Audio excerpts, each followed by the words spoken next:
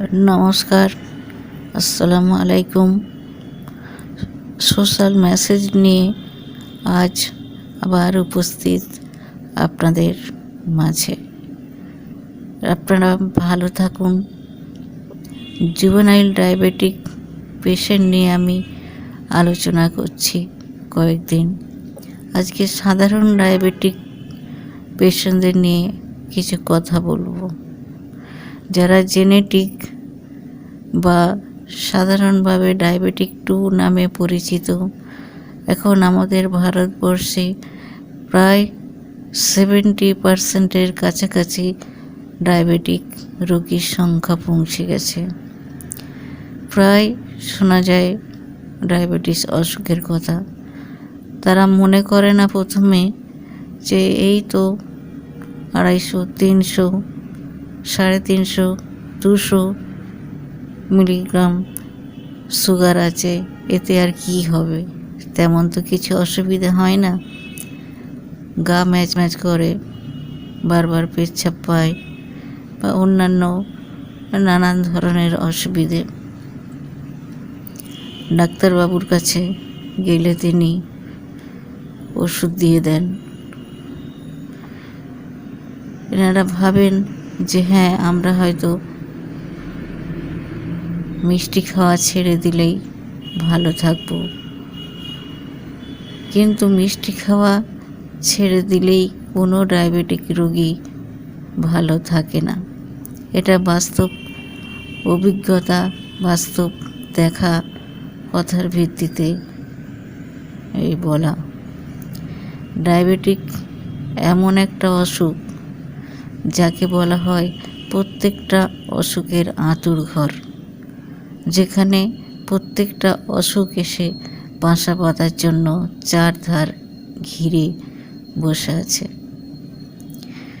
ধীরে ধীরে বাড়ির একটা সুস্থ সবল কর্তা সে নানান অসুখে আক্রান্ত হতে থাকে। না মুখ বেঁচে চলতে পারে, সব কিছু অ্যাভয়েড করলেও কিছু কিছু জিনিস অ্যাভয়েড করতে পারে না। মনে করে যাক, এতেই তো হয়ে যাবে, এতে আর কত সুগার বাড়বে।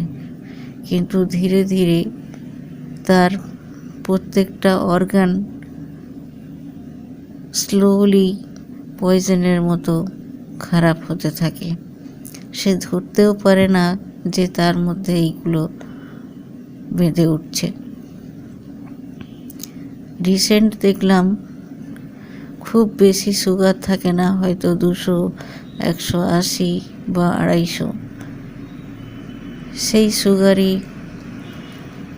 রাস্তায় হাঁটতে গিয়ে একটু গাড়ির ধাক্কা লাগার পর ওষুধ খেয়ে ডাক্তার দেখিয়ে ব্যান্ডেজ করেও কোনো কিছু সুবিধা হলো না। দিনে দিনে সেইখানে